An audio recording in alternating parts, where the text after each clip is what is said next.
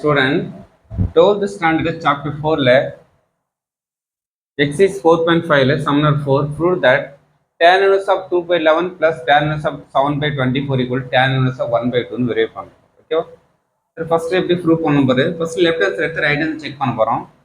tan inverse of 2 by 11 plus tan inverse of 7 by 24 என்ன formula இருக்கு நமக்கு? tan inverse of x plus tan inverse y க்கு என்ன formula? tan inverse x plus y by 1 minus xy னு formula இருக்கு. Minus இருந்தால் வரும், minus plus வரும், ப்ளஸ் இருந்துச்சுன்னா மேலே ப்ளஸ் கீழே மைனஸ் வரும். இப்போ இது எக்ஸா எடுத்துக்கு ஒய்யா எடுத்துக்கு, அப்போ tan inverse of x plus y by 1 minus xy. Okay, just சிம்பிளை பண்ணலாம். 11 to 24 எல்சியம் எடுத்துட்டு இதாக கிராஸ் பண்ணல, இதில் கிராஸ் பண்ணி பண்ணுங்க. 24 to 2 48, 11 to 7 77. ஓகே, இதோட என்ன 11 24 அப்படியே கீழே இருக்கட்டும். இது ரெண்டு மட்டும் பண்ணால் 264 மேலே, இதோட 1 2 நேரம் 2 into 7 நேரம் 14. நெக்ஸ்ட் நேரம் இந்த டெம்ஸும் இது கேன்சல் ஆகிடும். 48 7 125, 264 14 போனால் 250. அப்போ 2 எத்தனை டைம்ஸ் இருக்கும்? 2 டைம்ஸ் இருக்கும் நமக்கு. Okay, 2 times. அப்போ மேலே வரும் tan inverse of 1/2. அப்படின்னா ரைட் ஹேண்ட் சைடு இருந்துச்சு நமக்கு. இதை நம்ம வெரிஃபை பண்ணோம். ஓகே, ஆர்கேஸ். ஓகே,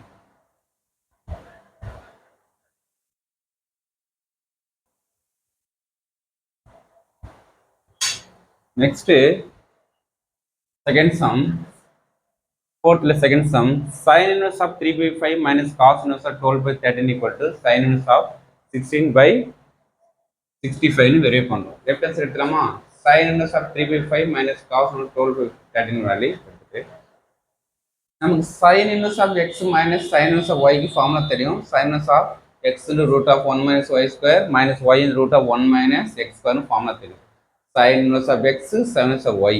ஓகே, இருந்தாலும் ஃபார்முலா தெரியும். இன்வெர்ஸ் இருக்கு நம்மகிட்ட ஃபார்முலா இருக்குது. ஓகே ஓகே, இப்போ நமக்கு சைன் இது கரெக்டாக இருக்குது. இது காசு மட்டும் எதுக்கு மாற்றணும்? சைன் இன்வெர்ஸாக கன்வெர்ட் பண்ணணும்.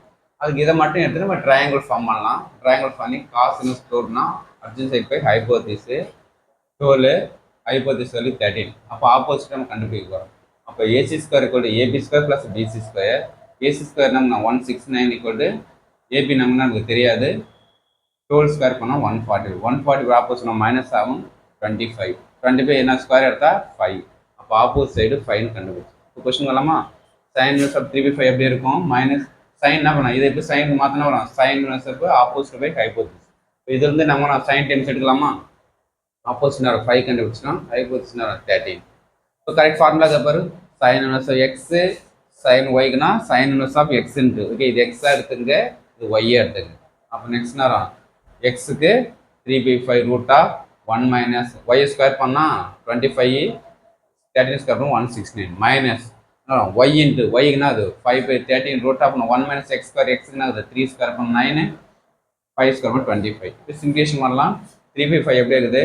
எல்சியம் எடுங்க. 169 மைனஸ் 25/169, 5/13, 25 மைனஸ் 9/25. ஓகே, இப்போ நான் 3/144 லெஸ் பண்ணால் 169 minus 5/13, இது லெஸ் பண்ணால் 16/25. நெக்ஸ்ட்டு மைனஸ் 3/5 எப்படி இருக்கும்? 140 ரூட் எடுத்தால் 412, 169 ரூட் எடுத்தால் 13 மைனஸ் 5/13, இது என்ன 4 ஆகும். இதுக்கு ரூட் எடுத்தால் 5. ஓகே, ஜஸ்ட் இது சேமாக எல்சியம் இருக்குது. 65 65 எல்சியம் வரும். 13 5 65, இது நான் 65 எல்சியம் 65 எடுத்துட்டா மேலே மட்டும் 12 3 7 36 20. 20ல் 36 20 போச்சுன்னா 16/65. அப்போ சைன் இன்வெர்ஸ் ஆஃப் 16/65 ஆன்சர் வந்துச்சு நமக்கு. இதுதான் நமக்கு ஆர்கேஸில். அப்போ லெஃப்ட் ஹேண்ட் சைடு எடுத்தால் ரைட் ஹேண்ட் சைடு இருக்கா. வெரி இம்பார்ட்டன்ட் அந்த formula. Sine inverse X minus sine inverse Y இருந்தால் sine inverse of X into root of 1 minus Y square minus Y into root of 1 minus X square. அப்போ ரெண்டுமே என்ன சைனில் இருந்தால் தான் formula subject பண்ணலாம். ஒன்று சைனுக்கு காசு இருக்கிறதால காசு எதுக்கு மாற்றுறோம்? சைனுக்கு மாற்றிட்டு அதுக்கப்புறம் ஃபார்முலாவை சப்ஜெக்ட் பண்ணுறோம். Okay, thank you student.